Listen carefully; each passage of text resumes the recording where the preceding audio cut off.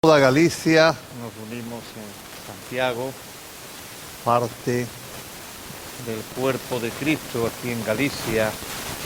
Fue hermoso conocer a hermanos de distintos lugares, compartir, hermanos que hacía tiempo que nos veíamos.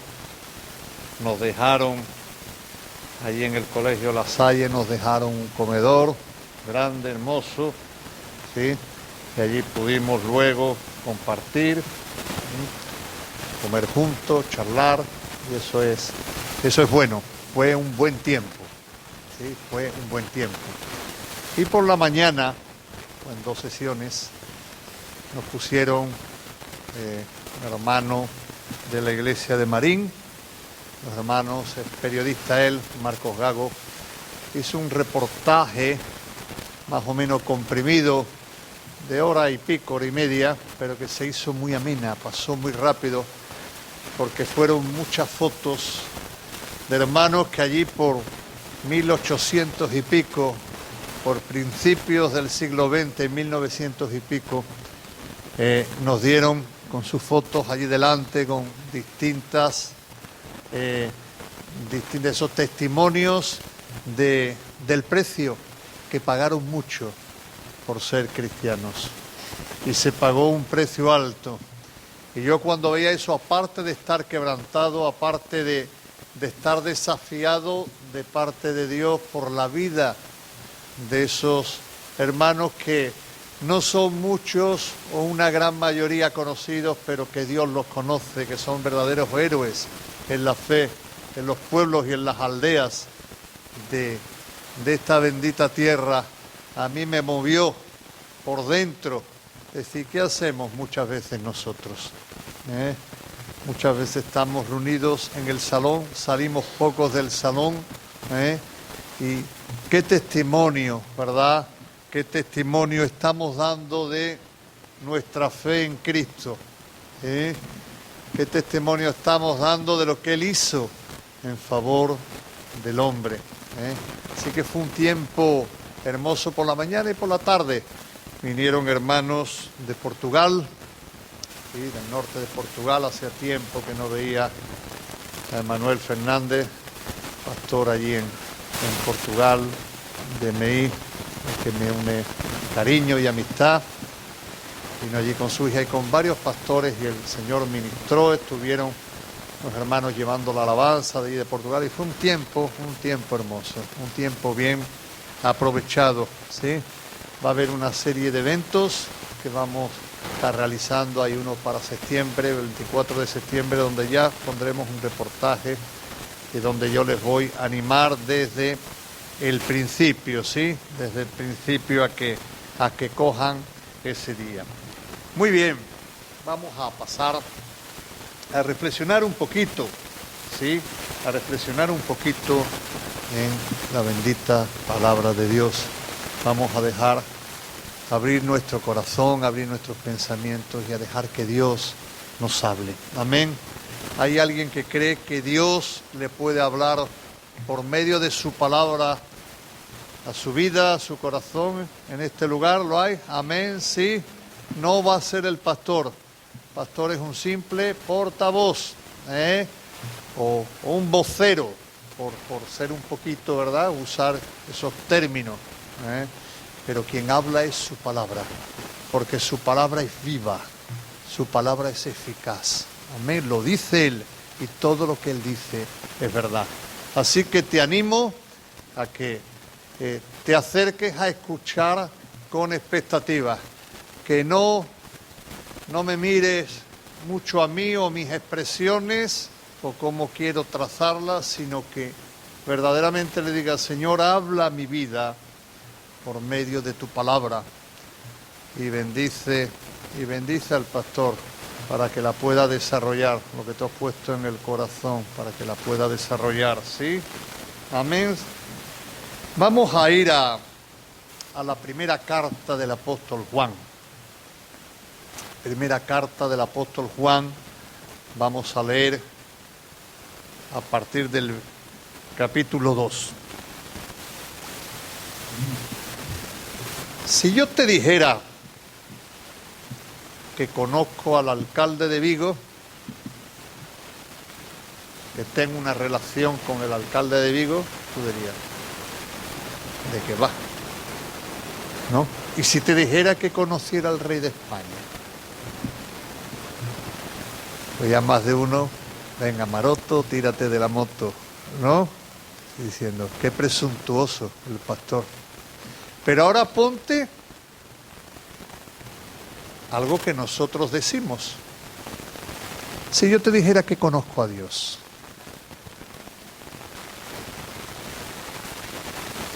porque eso es lo que decimos los cristianos, aquellos que hemos tenido un encuentro con Jesús. Amén. ¿Cómo suena eso a alguien que es inconverso? ¿Cómo?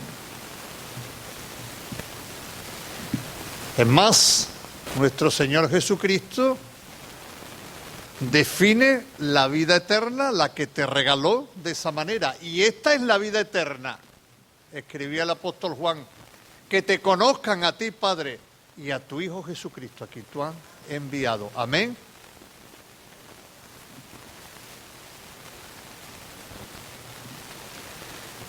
Pues este asunto de conocer o no conocer a Dios, vamos a ir un poquito más allá. ¿Cómo sé yo que tú has conocido al Señor? ¿Cómo puede ser tú que yo he conocido al Señor? Esto que a lo mejor ahora mismo decimos amén, gloria a Dios, y lo tenemos muy claro, era una situación que se estaba dando en la iglesia a la cual el apóstol Juan le estaba escribiendo. Amén, en esta primera carta. Y dice así Juan, capítulo 2, los primeros versos. Vamos a leer hasta el verso 11. Hijitos míos, el término cariñoso, término tierno del apóstol. El apóstol ya estaba muy mayor, y miraba a la congregación como el padre que mira a sus hijos, como el abuelo que mira a sus nietos. Hijitos míos, estas cosas os escribo para que no pequéis. Y si alguno hubiera pecado, abogado tenemos para con el Padre, a Jesucristo el justo. Y Él es la propiciación por nuestros pecados, y no solamente por los nuestros, sino también por los de todo el mundo. Y en esto sabemos que nosotros le conocemos si guardamos sus mandamientos. El que dice, yo le conozco, y no guarda sus mandamientos, el tal es mentiroso, y la verdad no está en él. Pero el que guarda su palabra, en este verdaderamente el amor de Dios se ha perfeccionado. Por esto sabemos que estamos en él. El que dice que permanece en él debe andar como él anduvo. Hermano, no os escribo un mandamiento nuevo, sino el mandamiento antiguo que habéis tenido desde el principio. Este mandamiento antiguo es la palabra que habéis oído desde el principio. Sin embargo, os escribo un mandamiento nuevo que es verdadero en él y en vosotros, porque las tinieblas van pasando y la luz verdadera ya alumbra. El que dice que está en luz y aborrece a su hermano está todavía en tinieblas. El que ama a su hermano permanece en la luz y en él no hay tropiezo. Pero el que aborrece a su hermano está en tinieblas y anda en tinieblas y no sabe a dónde va, porque las tinieblas le han cegado sus ojos. Cierra tus ojos un momento. Señor, cerramos nuestros ojos para acercarnos a ti, nuestros ojos físicos, rogando que tú abras por tu luz nuestros ojos espirituales, Señor, del alma, del corazón, para recibir y entender tu palabra, más allá de nuestro conocimiento intelectual, nuestra percepción, que tu Espíritu sea revelando de manera sobrenatural a nuestras vidas, para que tu palabra haya cabida, tu palabra de fruto y tu palabra siga edificando nuestras vidas y esta iglesia se siga edificando conforme al consejo y la enseñanza de tu palabra, Señor. En el nombre de Jesús te damos gracias por todo y rogamos que nos hables por medio de ella. Amén, amén y amén.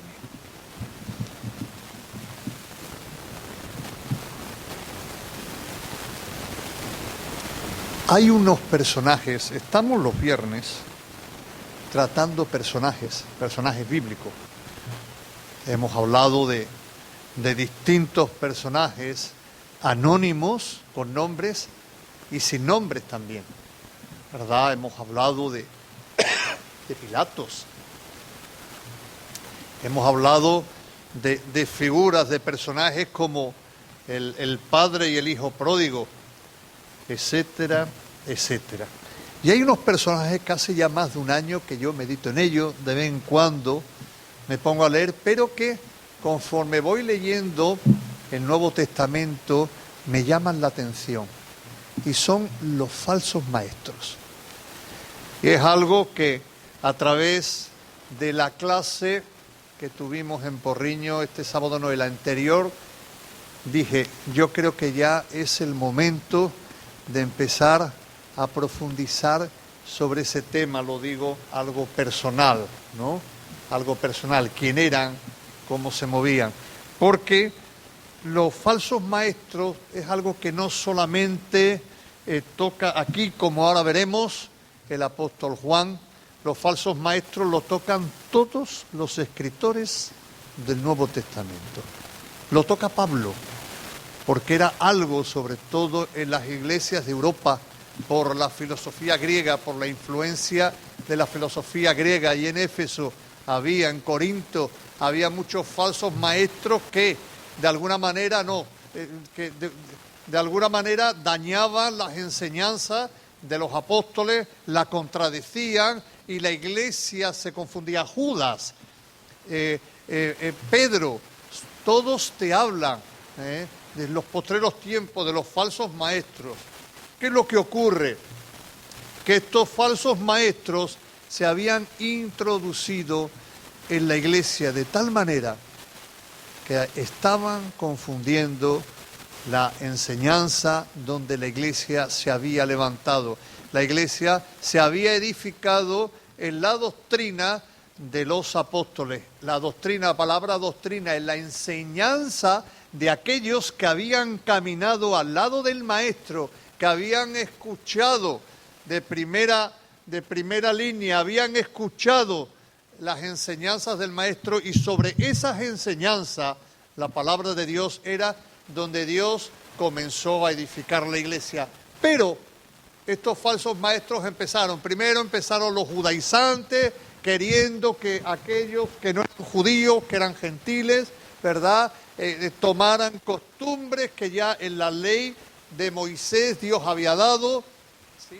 Vemos que eso el Señor a través de la iglesia afronta ese problema, y allí en el primer concilio, la primera asamblea que tiene la iglesia, Hechos capítulo 15, deciden decir, mira, a los gentiles no le vamos a imponer algo que forma parte de nuestra cultura, de nuestras enseñanzas. Cristo va un paso más adelante en esto y tratan con una carta de armonizar las luchas que había entre judíos y gentiles. Y estos judaizantes que iban por las distintas congregaciones diciendo que se tenían que circuncidar,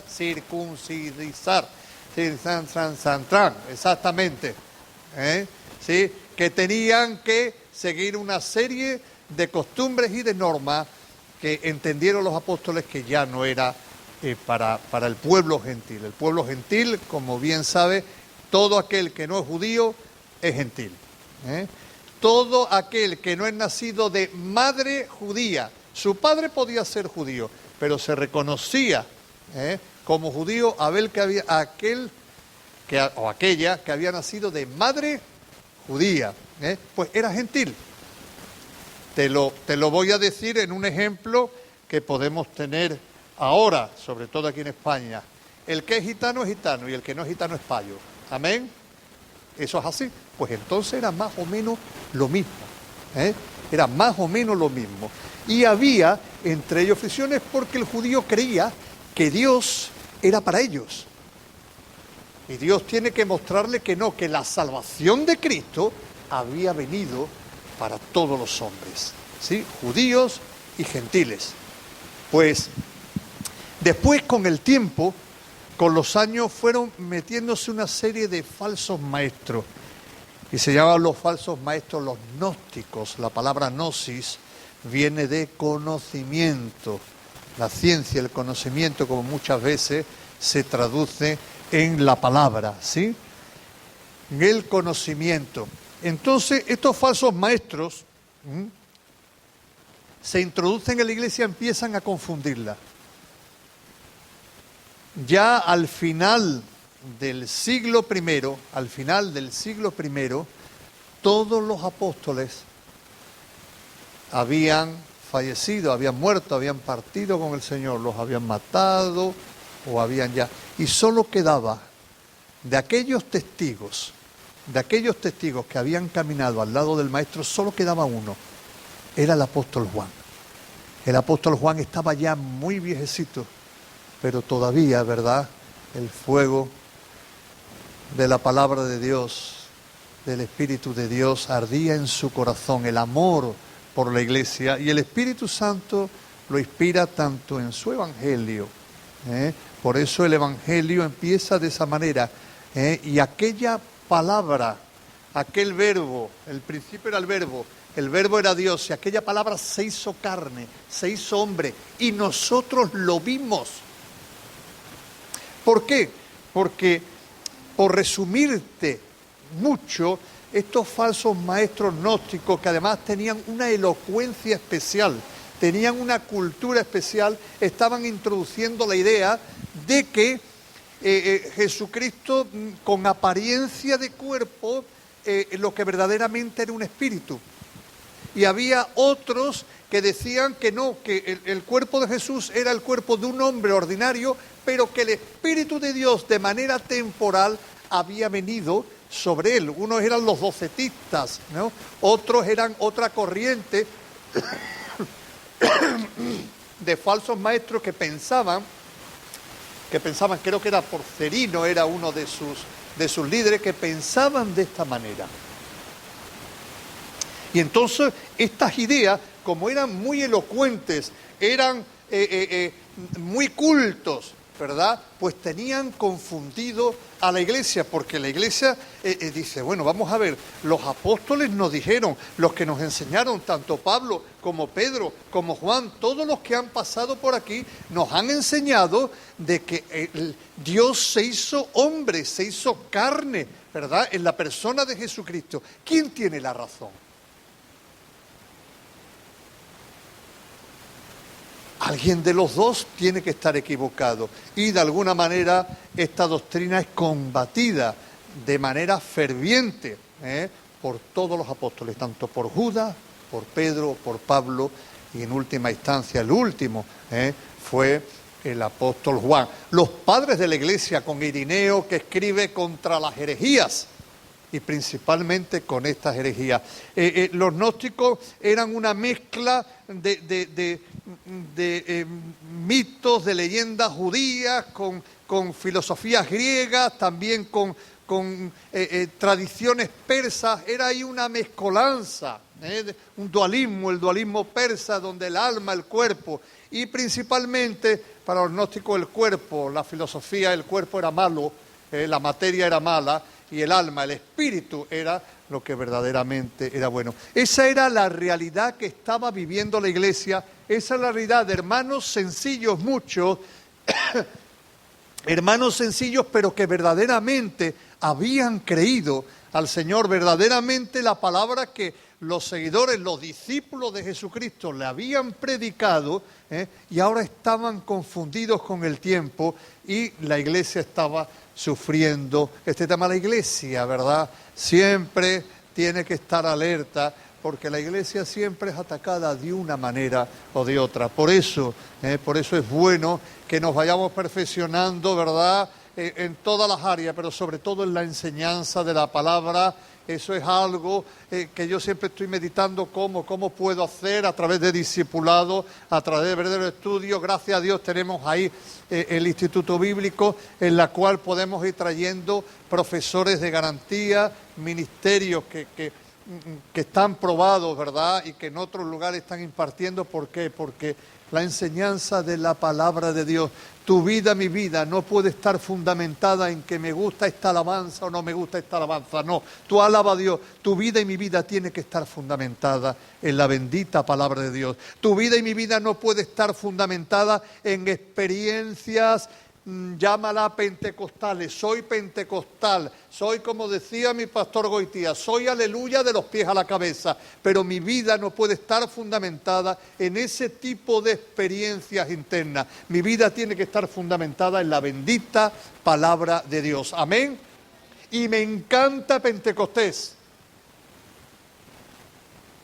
y lo creo, y lo enseño, y me gusta que Dios me visite. Pero mi vida no puede estar fundamentada en lenguas o en visiones. Eso es un enriquecimiento en los dones, lo que Dios me da. Eso es enriquecer, eso es disfrutar. Mi vida debe estar fundamentada en esta palabra del Señor. Y aquí con gnósticos, ¿verdad? Estos falsos maestros, ¿verdad? Hacían énfasis en que ellos conocían al Señor, que habían tenido una experiencia interior, mística, por llamarlo de alguna manera, por la cual conocían al Señor. Entonces, esas enseñanzas tenían a los cristianos, gente sencilla, pero gente verdadera, ortodoxa con la palabra, diciendo, ¿qué es lo que está pasando? ¿Quién tiene y quién no tiene razón? Y ahí vamos a ver, a través de lo que es el conocimiento de Dios, cómo podemos ver que una persona ha conocido a Dios. A través de lo que vamos a reflexionar hoy, vamos a intentar ver, a traer luz de cómo puedo saber yo que tú has conocido al Señor. ¿Cómo puedes tú entender que yo he tenido ese encuentro y que conozco a Dios? Lo hace de una manera muy sencilla. Mira, hay dos formas, puede haber otras opiniones, hay dos formas muy claras. Una es la doctrina, la enseñanza, conforme la palabra de Dios. Hay enseñanzas principales, hay enseñanzas de alguna manera que pueden ser más opcionales. Muchas veces hemos hablado de aquí, ¿Cristo viene otra vez? Sí, yo creo en la segunda venida de Cristo. Unos creen que viene antes de la tribulación, otros creen que viene a la mitad de la tribulación, otros creen que viene después de la tribulación. E incluso hay gente que cree que la tribulación ya fue en aquel tiempo, que eso era, Cristo le estaba hablando para los judíos, ¿verdad? Y que eso no tiene que ver con nosotros. Mira, yo ya ahí no me rompo la cabeza, porque he discutido mucho de eso. Yo lo que te quiero decir es que Cristo viene otra vez. Y si viene, estate preparado para irte con Él. Amén. Ya no me voy a meter más. Hay que enseñarlo, las distintas enseñanzas, doctrinas que tiene la Iglesia. Lo mismo que otras veces hemos hablado del infierno. Unos dicen que esa es su simbología, unos dicen lo otro. Pero el que dice, como los universalistas, que no existe el infierno, yo te digo que no. Que la palabra de Dios me enseña que el infierno existe. Que hay un juicio. Lo queramos creer o no lo queramos creer. Amén. Y que te prepares y que vivas y que cuides tu salvación con temor y temblor. Amén. Porque hay una vida eterna, ¿verdad? Hay un cielo nuevo y una tierra nueva preparado para aquellos que le aman. Amén. Muy bien. Entonces, que una es la doctrina es la enseñanza de la palabra, y otra la podríamos hablar con lo que es tu estilo de vida, tu testimonio cristiano. Hoy vamos a hablar conforme a lo que allí ocurría, conforme a lo que en esta congregación ocurría. ¿Cómo podemos saber si verdaderamente si verdaderamente lo conocemos. Muy bien, la primera prueba, vamos a ver aquí, por llamarlo de alguna manera, que nos enseña la palabra, es la obediencia cristiana. Si tú y yo obedecemos o no obedecemos. Mira lo que dice la palabra. Y ahora reflexionaremos un poquito sobre ello. Verso 3 del capítulo 2. Y en esto sabemos que nosotros le conocemos. ¿Cuándo? Cuando guardamos sus mandamientos. Cuando la palabra de Dios tú la guardas. Cuando tú caminas en tu diario vivir conforme la palabra de Dios. ¿Nos equivocamos? Sí. ¿Fallamos? Sí. ¿Tropezamos? Sí.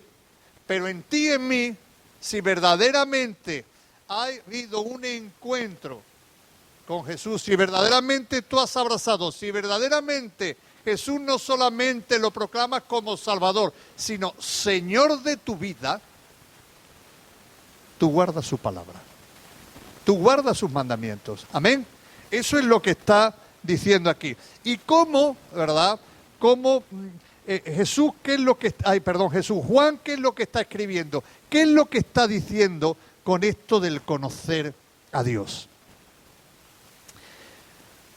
Y la situación o el problema, por llamarlo de alguna manera, o la cuestión con esto de conocer al Señor es al uso que se le da a esa palabra. Hay una rama en la filosofía que se llama epistemología. Yo sé que dentro de un rato ya te has olvidado de ese nombre, pero yo te la digo. En la cual enseña con respecto al conocer algo. Y vamos a poner un par de ejemplos. Verás, si yo te digo, esta pared es blanca, o conozco de que esta pared es blanca, es algo evidente, es un conocimiento objetivo. ¿Por qué?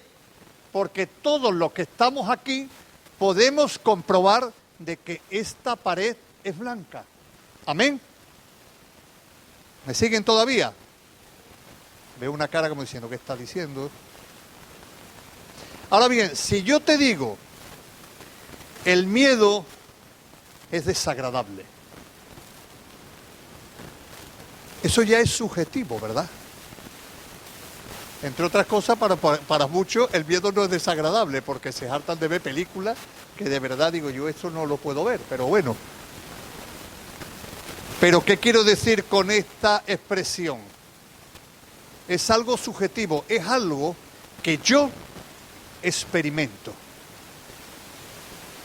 Yo te digo que el miedo es, para mí el miedo es desagradable, es algo que yo he experimentado y por eso conozco que el miedo es desagradable. Así que para, de alguna manera, afrontar, síganme, ahora le iré diciendo el porqué, ¿verdad?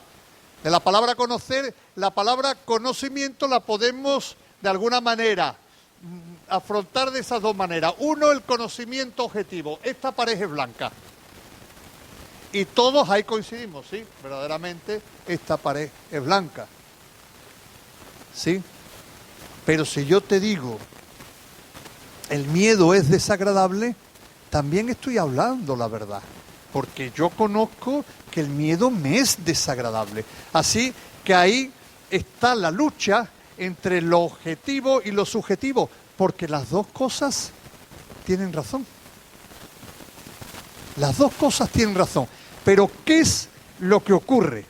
Bueno, pues lo que ocurre es que los falsos maestros gnósticos, de corte gnóstico de aquella época, entendían que el conocimiento era totalmente subjetivo, de experiencias internas, de revelaciones internas.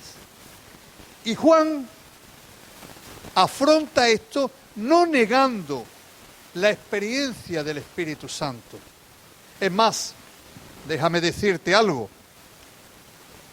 Juan era un hombre de todos los apóstoles, según los comentaristas, era el que de alguna manera más místico. Te hablaba de la... Juan tuvo la experiencia del Apocalipsis. Fijaros las revelaciones que tuvo Juan. No eran cualquier revelación. Juan dice que vio uno semejante al Hijo del Hombre, que dice que tenía ya ojos como que llama de fuego, que de su boca salía. O sea, Juan tuvo unas revelaciones, tuvo unas experiencias internas. Juan estuvo en Pentecostés, cuando el Espíritu Santo vino como con llamas de fuego y empezaron a hablar otras lenguas. Juan experimentó el poder de Dios, iba con Pedro y allí en la puerta de la Hermosa había un paralítico y le dijo, no tengo oro, no tengo plata, pero de lo que tengo, aquí dentro te doy. ¿Y qué tengo? El poder de Dios, en el nombre de Jesús, levántate. Y fíjate la que se formó, 4.000 que se convirtieron. Sin embargo, para afrontar el problema que había en aquella iglesia, en aquella congregación, con estos falsos maestros que decían y que atribuían que el conocimiento es por algo interno, subjetivo, por experiencia y revelaciones internas, Juan se va al otro extremo. Dice, bueno, espérate, la experiencia subjetiva está muy bien. Lo que yo no lo niego, porque he experimentado y experimento el amor de Dios por su Espíritu Santo, etcétera, etcétera. Pero ahora, para decirte si verdaderamente conozco, te va y coge la otra parte, lo que es lo objetivo. Y por eso dice que el que dice que conoce, debe caminar como Él caminó, debe guardar sus mandamientos. Tiene que haber algo que nosotros veamos. Y para eso, Juan apela a la ética. Mira lo que dicen los 2 primeros versos. Estas cosas os escribo para que no pequéis. Si alguno hubiere pecado, abogado tenemos para con el Padre, a Jesucristo el justo. Y Él es la propiciación por nuestro pecado, y no solamente por los nuestros, sino también por los de todo el mundo. Déjame que te explique el por qué va al objetivo. Va al objetivo porque Juan está hablando de Dios y está diciendo que Dios, y se está apoyando en ese conocimiento en que Dios es un Dios moral. Amén.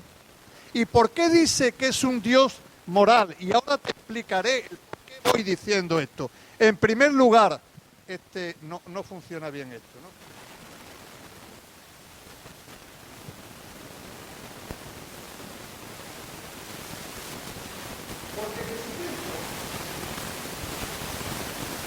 Jesús es una persona, caminó como un hombre moral. Mira lo que dice el verso 1. Estas cosas os escribo para que no pequéis. Si alguno hubiere pecado, abogado tenemos para con el Padre. ¿A quién dice que tenemos? A Jesucristo, ¿el qué? El justo. ¿Y eso qué significa? Alguien que camina en justicia. Alguien que camina de manera recta, no aburrida. No nos equivoquemos. Alguien que camina de manera honesta. Alguien que camina de manera íntegra. Alguien que camina de manera coherente. Esto hablo, esto camino. Esto camino, esto hablo. A mí la palabra justicia es algo que de tiempo para acá lo medito en ello. Buscad el reino de Dios y ¿qué?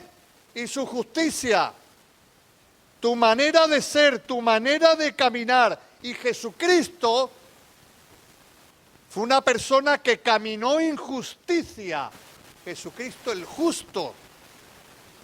Que moralmente era intachable porque Dios es un Dios moral y de moralidad. ¿Y por qué estoy diciendo esto? Porque hoy hay lo que se llama la moralidad líquida. Hoy todo es líquido. O sea, los cubatas han llegado a tal ya que todo se ha vuelto líquido. El amor es líquido. La moralidad es líquida. Según me vaya, según sienta, según yo experimente internamente, según mis sentimientos quieran aflorar, ahí es donde está mi moralidad. Bueno, si tú sientes eso y a ti te va bien, bueno, pues ahí está. Y Dios es un Dios de principios absolutos. Y Dios es un Dios de moral.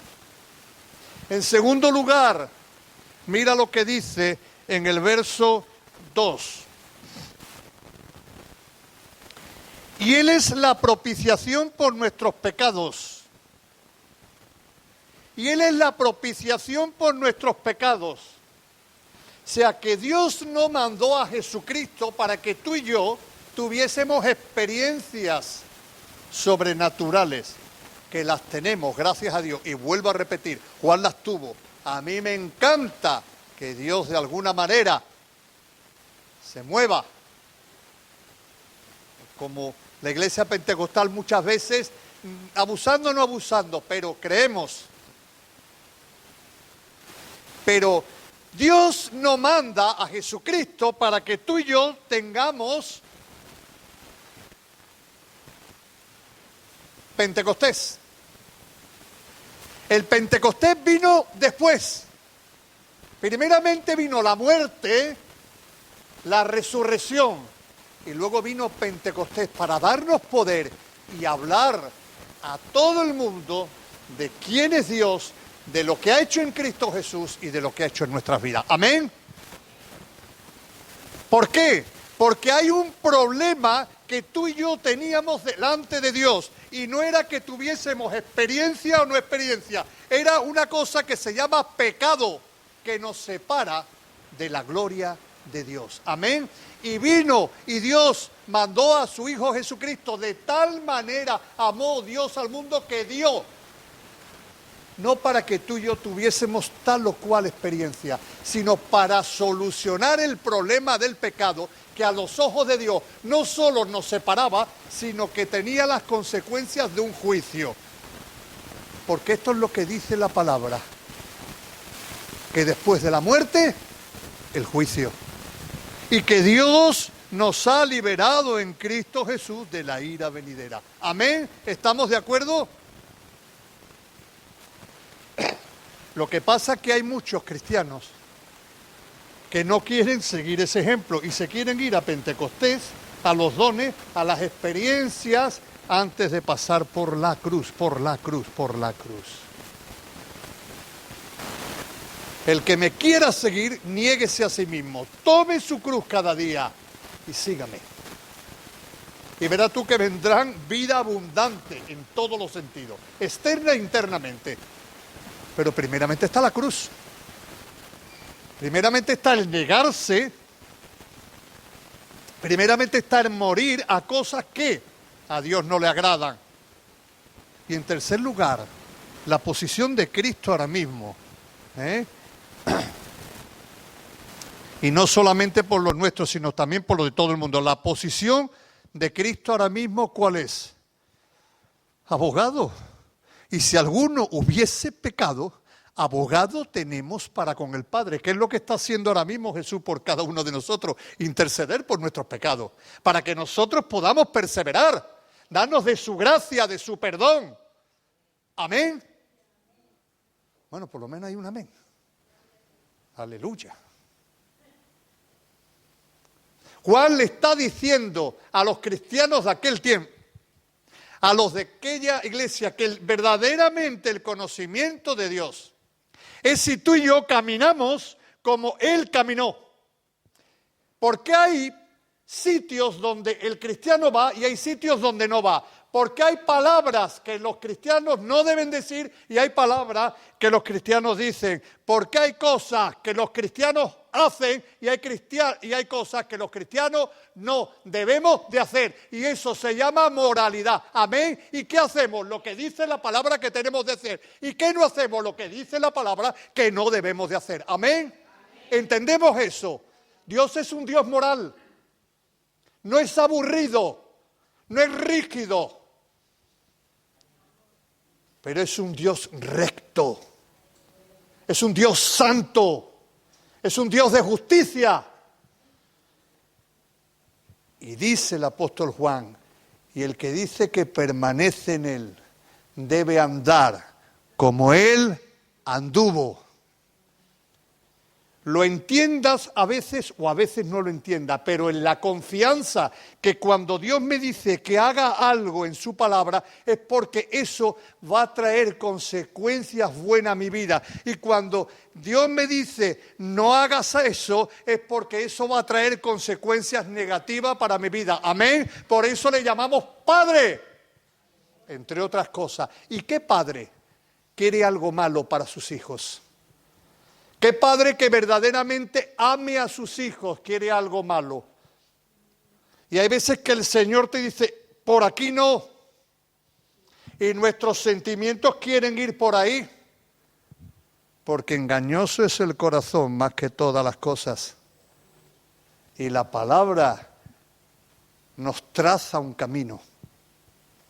Juan, la primera prueba que le dice a la iglesia que le está escribiendo sobre el tema del conocimiento, sobre si has conocido o no has conocido. Juan, no vuelvo a repetir, no está negando el Espíritu Santo, no está negando tu experiencia personal e interna,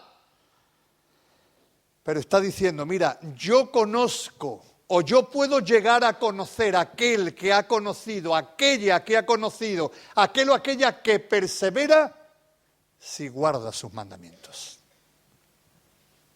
Y muchas veces creemos que guardar los mandamientos de Dios tiene que ver con forma, tiene que ver con aburrimiento, tiene que ver con una vida muy... No. En absoluto. Tiene que ver con la honestidad. Tiene que ver con la integridad. Tiene que ver con esos principios absolutos que la palabra de Dios nos dice. Amén. Esa es la primera prueba. Yo sabré que tú eres cristiano, no porque me hablas en lengua, porque ¿sabes lo que le ocurre a muchos adolescentes, jóvenes de aquí, iglesia? Perdóname que te lo digo, que han visto muchas manifestaciones, pero ahí fuera han visto la vida de muchos de esos que tenían manifestaciones que no andaban conforme esta palabra de Dios. Entonces se asustan y dicen, a mí no me llama la atención que se hable de esta manera o se hable de otra. Que se vote o no se vote. Y déjame decirte que el que te está hablando ha tenido experiencia y busca la llenura del Espíritu. Y cuando Dios se manifiesta es sobrenatural. Y unos lloran, y otros saltan, y otros caen. Como decía Wesley, Señor, manda el avivamiento. Si puede ser de forma tranquila, vale, pero si no, pero mándalo. Y yo te puedo contar de experiencias personales que Dios ha tenido conmigo. Pero mi vida cristiana no se basa en esas experiencias. Eso puede formar parte de la vida abundante en Cristo. Eso puede formar parte de la vida sobrenatural sobre cada uno de nosotros. Eso puede formar parte de muchas cosas. Del enriquecimiento. Pero lo que verdaderamente en primer lugar va a hacer que tú sepas que yo he conocido, que yo sepa que tú has conocido, en que tú caminas guardando su palabra, guardando que tu testimonio, tu estilo de vida está de acuerdo con esta bendita palabra. ¿Amén? ¿Estamos de acuerdo? Ahora va introduciendo en estos versos que hemos leído otra prueba. Mira lo que dicen los versos 5 y 6. Pero el que guarda su palabra, en este verdaderamente el amor de Dios se ha perfeccionado. Y ahí va traduciendo la palabra amor. Juan, vuelvo a repetir, ¿verdad? Vuelvo a repetir. La primera prueba de la que habla es de esa obediencia, pero va introduciendo la palabra amor. El amor de Dios, perdón.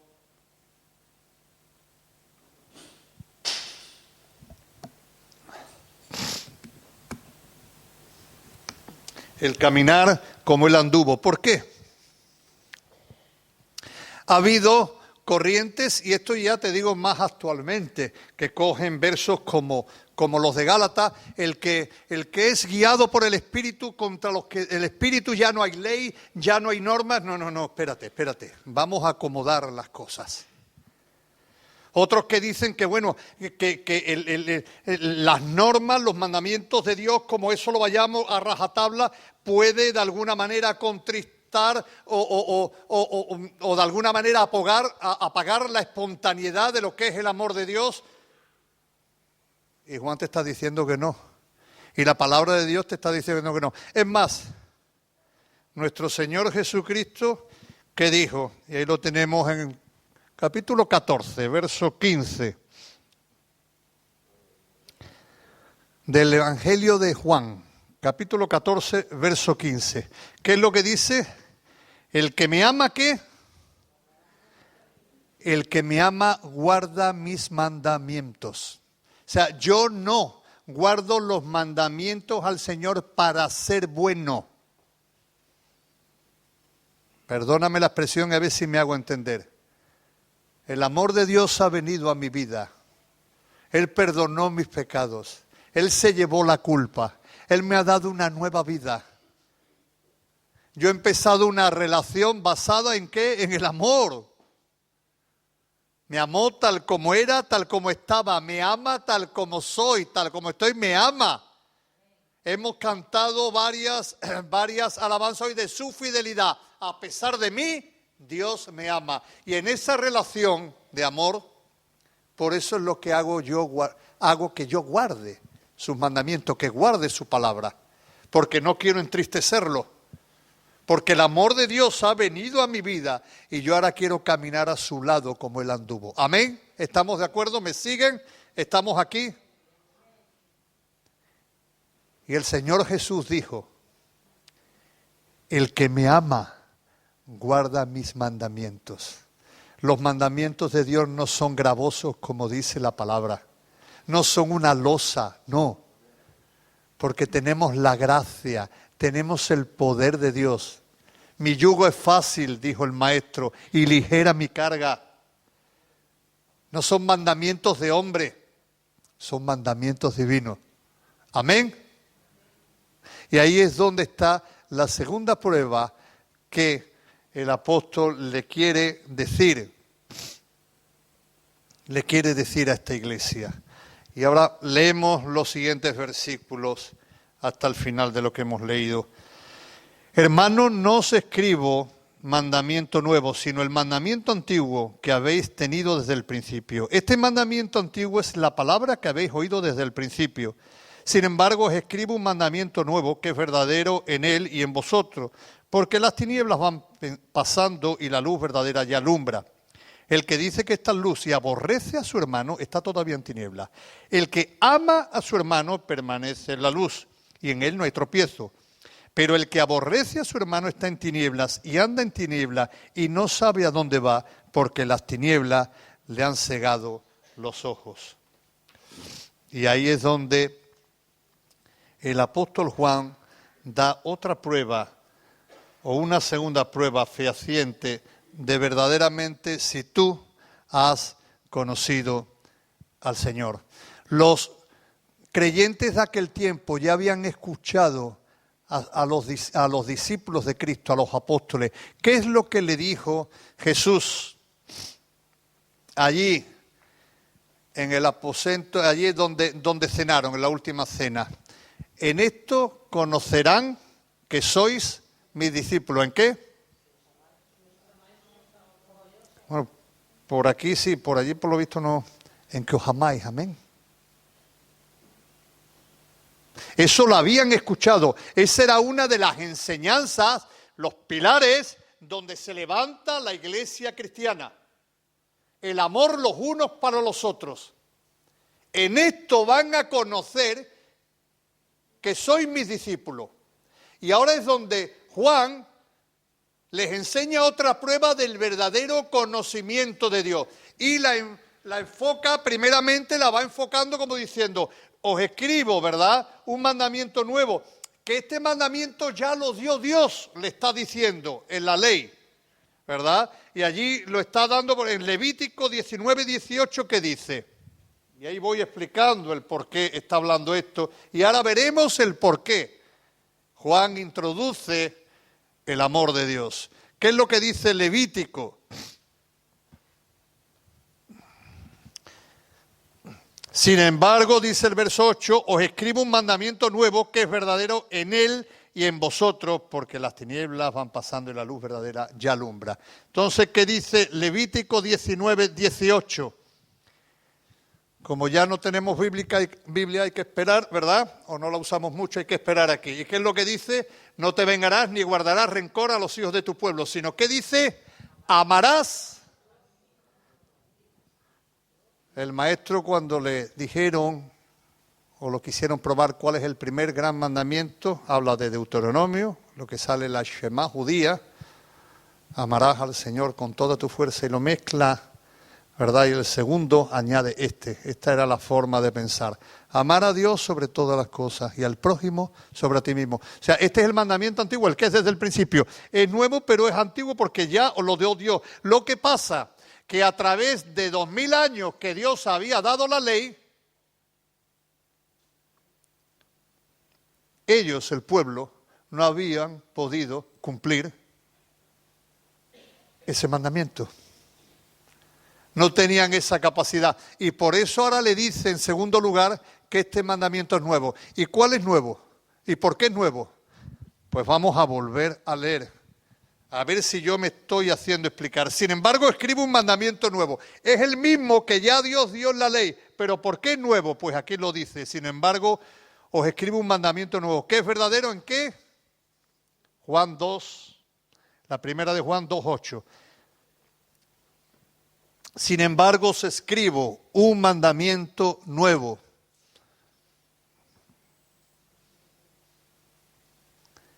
¿Qué es verdadero en qué? Lo entendemos, lo vamos entendiendo. El mandamiento que Dios dio a ellos hace 2000 años se hace nuevo ¿en quién? Ay, bendito sea Dios, yo no me estoy haciendo explicar. En Cristo Jesús. Por tus fuerzas no puedes, pero cuando tu mirada está en Jesús, cuando el Espíritu de Cristo está en tu vida, tú puedes amar al prójimo como a sí mismo. Tú en tu fuerza no sabes perdonar. No puedes, no tienes capacidad, pero en Cristo Jesús tú puedes llegar a perdonar como Él nos perdonó. Amén. ¿Nos vamos haciendo entender? Aleluya. Soy un poco torpe para explicarme. ¿Y por qué está diciendo esto Juan? Y ahora volvemos a los falsos maestros gnósticos. Porque una de las características o de las malas características de estos falsos maestros gnósticos era el desprecio, el ninguneo, la arrogancia que en las congregaciones tenían estos falsos maestros con aquellos que no comulgaban con sus ideas. Aquellos que no seguían lo que ellos decían, ese conocimiento interno, esa enseñanza, aquellos que en eso miraban a los otros hermanos por encima del hombro. Y eso era algo que Juan detestaba. Dicen, no sé si son leyendas, ¿verdad?, que Juan, cuando ya anciano, iba por Éfeso y lo único que decía, amaos, amaos, amaos, eso es lo único que decía. Y Juan le estaba diciendo, mira, la segunda prueba es que si este hermano no ama, si este hermano, aquel que no comulga con su idea, con esa revelación, con esa aristocracia espiritual, por llamarlo de alguna manera, te tenían por masa ignorante. Amén. Eso era lo que más le repateaba, por llamarlo de alguna manera, al apóstol Juan. Por eso, más adelante, en el verso 19, el apóstol Juan escribe eso que muchas veces hemos dicho: salieron de nosotros, pero no eran de nosotros. Porque hay algo que tú y yo tenemos que tener muy claro. Aquel que entra por esa puerta, que dice, ¿verdad?, que vive conforme a las enseñanzas de Jesús, sea gallego, sea latino, sea blanco, sea negro, sea rico, sea pobre, sea hombre o sea mujer, si confiesa a Jesucristo lo mismo que tú, si camina o quiere caminar con Jesús lo mismo que tú, déjame decirte que delante de Dios tu pecado y su pecado es el mismo. Déjame decirte que Cristo fue a la cruz por ti y por él o por ella. Déjame decirte que la sangre que te limpió a ti es la misma que le ha limpiado a él. Por eso, si tú miras a alguien con arrogancia, si tú miras a alguien por encima porque te quieres distinguir, tú no te has enterado de lo que significa cristianismo. Es lo que Juan le está diciendo. Y estos falsos maestros que miran por arriba no han conocido a Cristo, porque Dios es amor.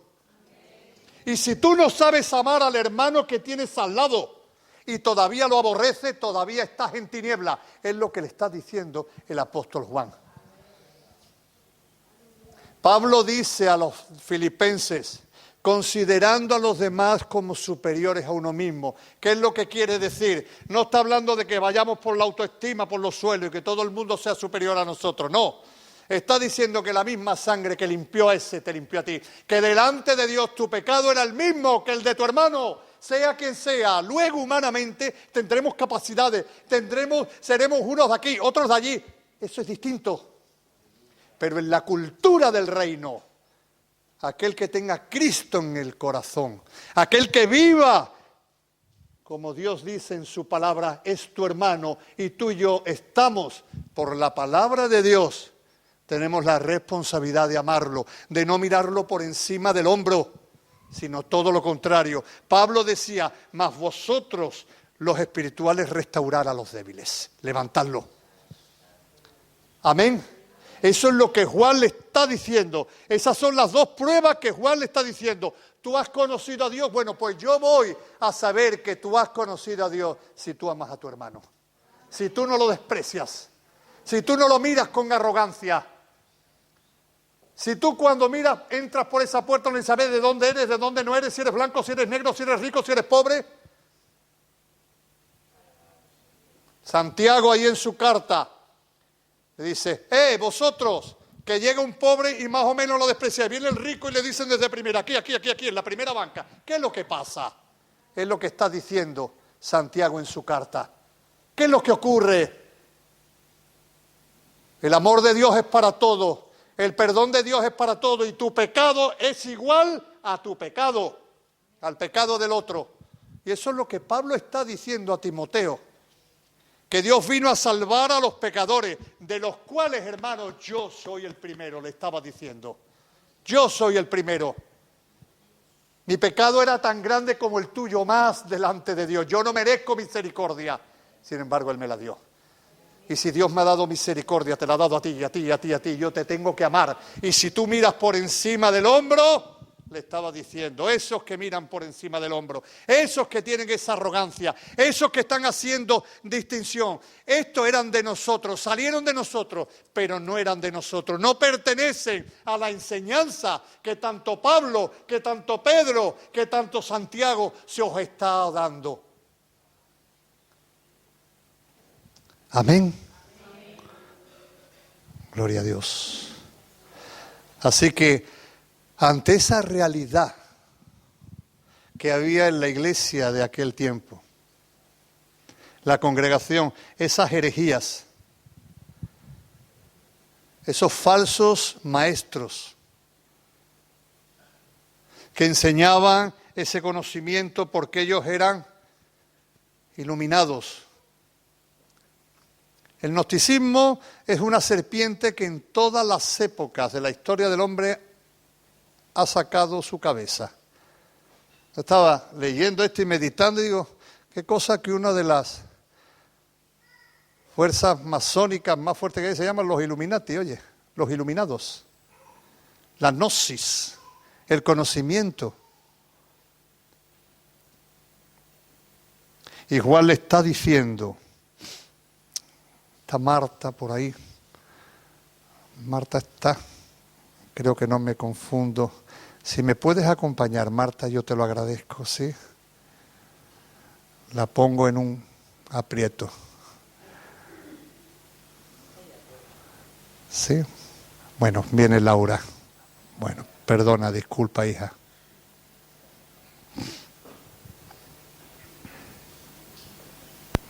Ante la situación que se estaba dando, ante el problema que había en muchas congregaciones por estos falsos maestros,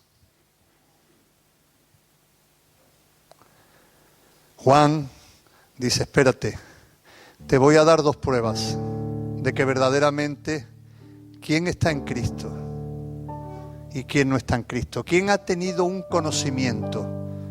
Ellos decían también que conocían a Dios, ¿eh?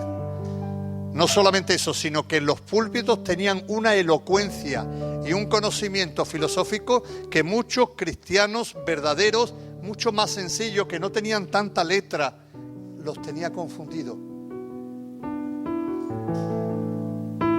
Y ante ese conocimiento que ellos pregonaban, ese conocimiento subjetivo,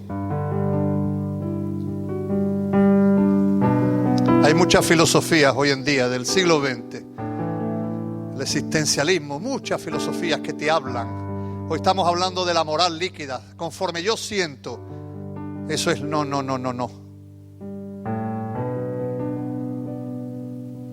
Juan, inspirado por el Espíritu Santo, dice, el que dice que lo conoce, debe caminar, debe guardar sus mandamientos y caminar como Él anduvo. Esos mandamientos que se guardan, que se cumplen, que se siguen, que forman parte de tu vida, esas normas, esos preceptos, como tú educas a tus hijos, como tú te conduces delante de los demás, es por amor. El que me ama, dijo el Maestro, guardará mis mandamientos. Tú no eres más espiritual por tal o cual experiencia. Eso es algo que Dios da. Es más, cuando el Señor dijo, recibiréis poder, y vuelvo a repetir, soy pentecostal, recibiréis poder y me seréis testigos, no lo dijo para que tú y yo hablásemos en lengua, eso es una evidencia. Lo dijo para que fuésemos testigos hasta lo último de la tierra. Poder para proclamar el mensaje, las buenas nuevas de salvación.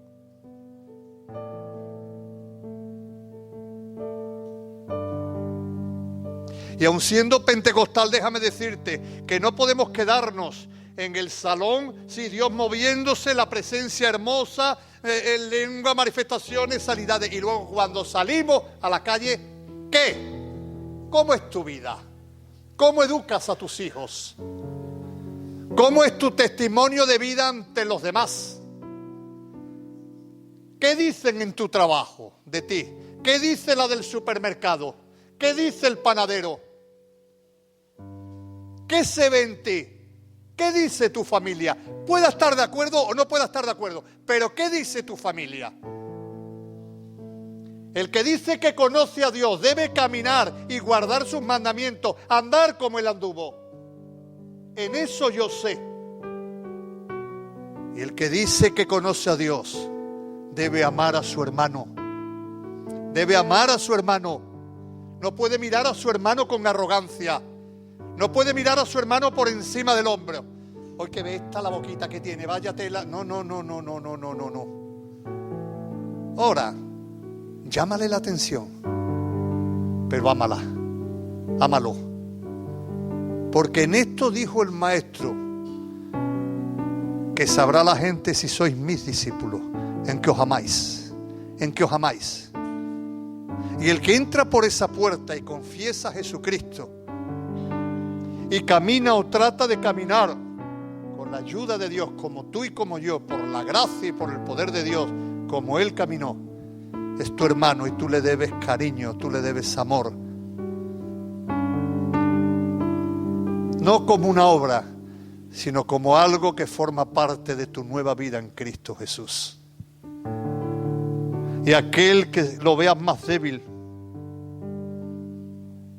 por eso dice la palabra, soportaos en el temor de Dios. Perdonaos, animaos. Los apóstoles te hablaban en plural, hablaban a la iglesia. Y el que entra por esa puerta, sea gallego, sea sevillano, sea madrileño, sea brasileño, sea ecuatoriano, sea ruso, sea donde sea. Y perdón, hermano, hermana, si no he pronunciado tu país. Es tu hermano. Y si es tu hermano, ámalo. Porque si no lo estás amando en el día a día, el amor de Dios, Cristo, el conocimiento de Dios, dice que todavía están en tinieblas, que la luz todavía no resplandece en tu vida. O que hay a lo mejor áreas que de alguna manera, tenemos que revisar, tenemos que dejar que el Espíritu Santo trabaje, tenemos que dar pasos de obediencia, tenemos que renunciar. Y seas español o no seas español, te tengo que amar igual, porque nuestra cultura, aunque vivamos en una sociedad, es cultura de reino de los cielos. Y el reino de los cielos se tiene que establecer en la tierra a través de su iglesia, que somos tú y yo. Amén. Eso no significa que dentro de la congregación haya gente que te sea más afín que otra. Pero eso pasa y es lógico. Con este hermano, esta hermana, pues me siento más afín, más identificado, identificada, y tu relación, pues, de amistad, pues fluye más que quizás con otro. Pero ojo, una cosa es eso y otra cosa es que no haya amor por tu hermano. Y si no hay amor, tenemos que revisarnos. Amén. El cristiano hace cosas y el cristiano no hace cosas. Eso es caminar con el Señor. Eso es prueba de que tú has conocido. El cristiano ama. El cristiano ama. Porque Dios es amor. Amén. Ven conmigo y la vamos a leer, este capítulo muy conocido. Lo vamos a leer antifonalmente. Yo leo un versículo y ustedes otro. Y ven conmigo, por favor, a la Primera de Corintios, capítulo 13. Es muy conocido este capítulo. Pero vamos a leerla, ¿sí? Yo leo el primero, ustedes el segundo y el último lo leemos todos juntos. Amén. Y dice así: si yo hablase lenguas humanas y angélicas y no tengo amor, vengo a ser como metal que resuena o címbalo que retiñe.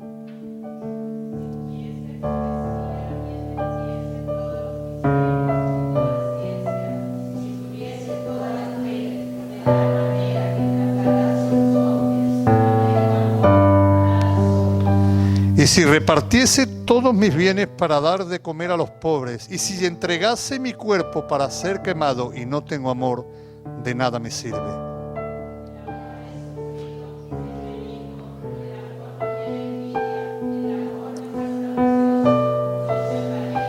No hace nada indebido, no busca lo suyo, no se irrita, no guarda rencor.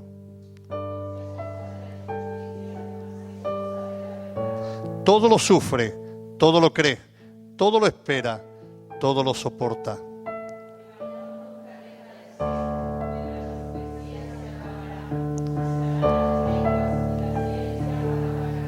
Porque en parte conocemos y en parte profetizamos.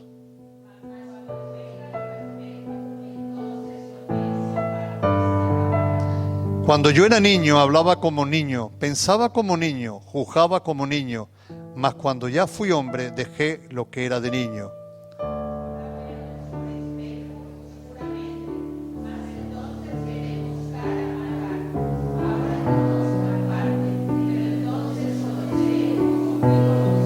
Y ahora todos juntos.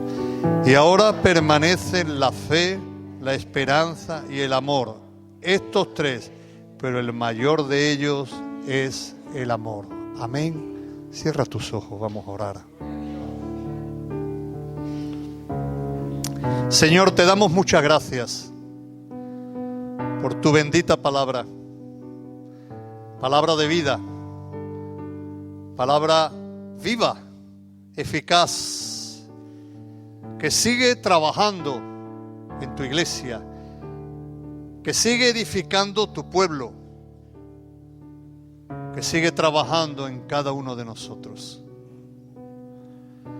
Ayúdanos a caminar como tú caminaste, a ser coherentes, honestos, íntegros con lo que decimos que creemos. Que tu gracia nos ayude a guardar tus mandamientos, a ser obedientes, a ser pacientes con otros, amar a mi hermano. Tu palabra dice que por tu Espíritu Santo el amor tuyo ha sido derramado y se derrama en nuestros corazones. Ayúdanos a tratarnos como nos gustaría que nos tratasen a nosotros. Ayúdanos, bendito Dios, a escudriñar nuestros corazones y echar fuera de nosotros cualquier tipo de arrogancia que pueda haber en nuestra mirada hacia otros, al cual llamamos hermano. Ayúdanos a entendernos. Ayúdanos a aceptarnos. No somos perfectos, Señor. Mi hermano no es perfecto, pero es que yo tampoco lo soy. Ayúdanos a entender eso.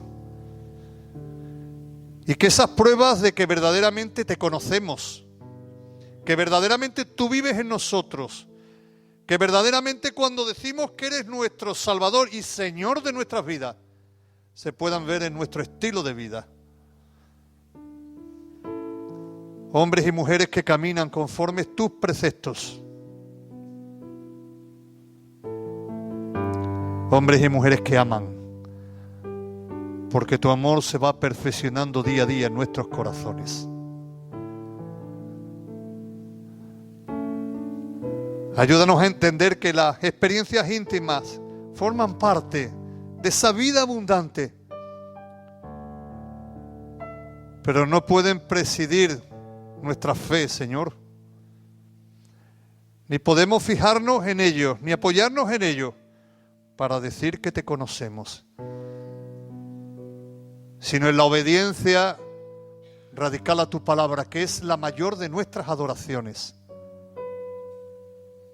y en el amor los unos por los otros y los unos con los otros, Señor.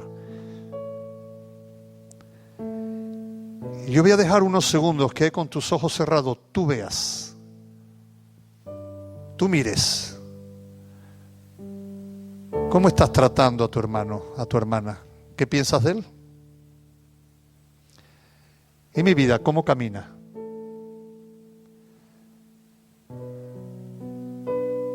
Déjame decirte algo. Ser pastor es una honra, pero antes que ser pastor, yo quiero ser discípulo. Y discípulo es aprendiz de por vida. Antes de ministerios está tu vida, tu testimonio cristiano. ¿Cómo está tu caminar en Cristo, tu andar, tu testimonio?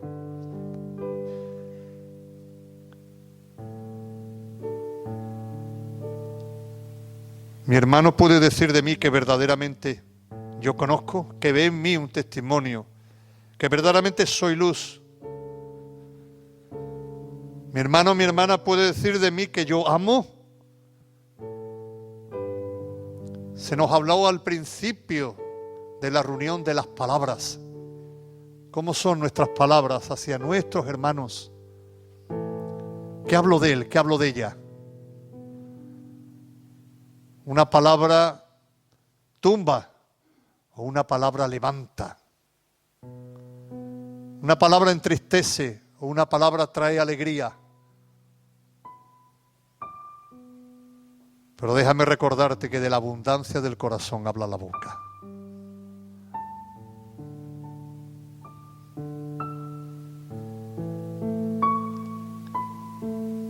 Y sí te digo, como a mí me dijeron mis pastores, pide el bautismo del Espíritu Santo. Claro que sí. Rogad por los mejores dones. Claro que sí, lo dice la palabra. Pero el problema de Corintios es que se creían que porque tenían dones eran espirituales. Y Pablo tiene que ordenar a la iglesia de Corinto y decir, cuidado, cuidado, cuidado. Y cuando está hablando de dones y de profecías, capítulo 12 y capítulo 14, en medio pone un capítulo 13 que hemos leído, que es un puente. Mira, este es el puente por donde deben de transitar los dones. El amor, el amor, el amor.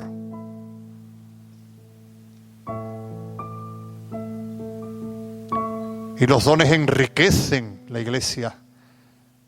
Y los dones hacen mover el poder sobrenatural de Dios. Palabra de ciencia, de conocimiento, de fe. Pero por encima de ellos está tu obediencia. Por encima de ellos está tu amor a tu hermano, a tu hermana. Y el amor lleva aceptación, lleva perdón.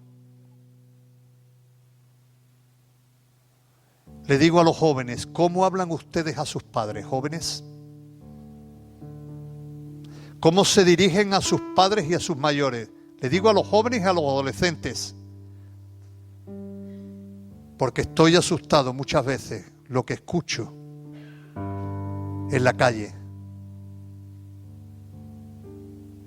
¿Cómo reaccionas cuando tu papá o tu mamá te dice algo que no te agrada escuchar?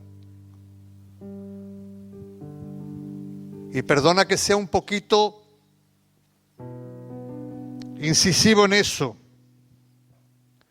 que sea un poquito malaje. De nada me vale que me vayas a un concierto, saltes, brinques, hables en lengua y luego contestes a tu padre de la forma que le contestas o a tu madre. De nada me vale, joven, porque a los ojos de Dios estás deshonrando a tus progenitores, tengan o no tengan razón. Esposo, ¿cómo hablas a tu esposa? O esposa, ¿cómo hablas a tu esposo? ¿Cómo nos tratamos? Como mi mujer es mía, ya la puedo tratar de cualquier manera. No. ¿Cómo es nuestra fe de puertas para adentro? Vamos a meditar un poquito en eso. A padres, a hijos. Padres, qué ejemplo, qué testimonio le estamos dando a nuestros hijos. Recuerda que ellos se convertirán porque el Espíritu Santo tocará sus vidas y los convencerá de pecado. Pero ustedes hacen mucho con su testimonio. Ellos tomarán luego sus decisiones y hay que orar para que el Espíritu Santo venga sobre ellos y tomen decisiones en Cristo Jesús. Pero el ejemplo de un padre y una madre es mucho. El ejemplo de una abuela es mucho, de un abuelo es mucho. Porque estás colaborando, como dice la palabra, con el Espíritu Santo.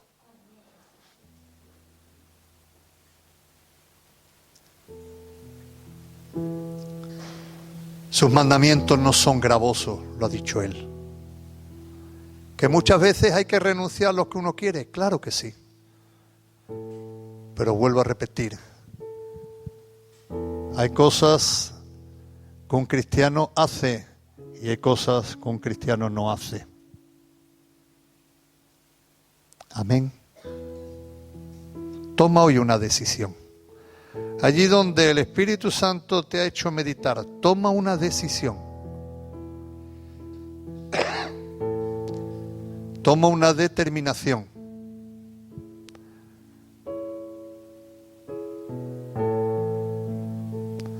Qué bueno cuando un padre o una madre viene y me dice, pastor, he visto un cambio en mi hijo, y digo, qué alegría, qué alegría, qué alegría. No, a mi hijo se le ve algo distinto, qué alegría, qué alegría, qué alegría.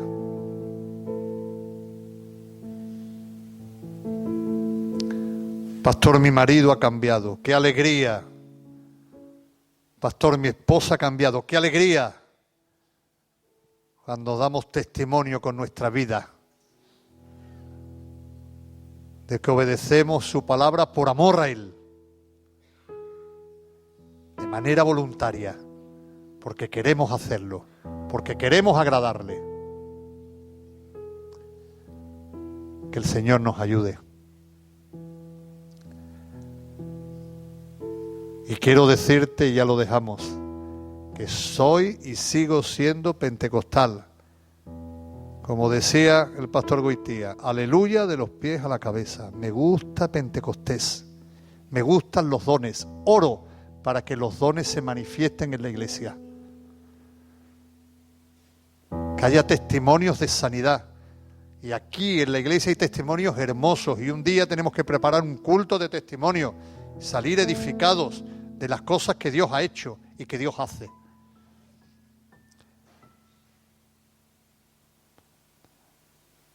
Pero tu vida no puede estar basada en experiencias solamente íntimas.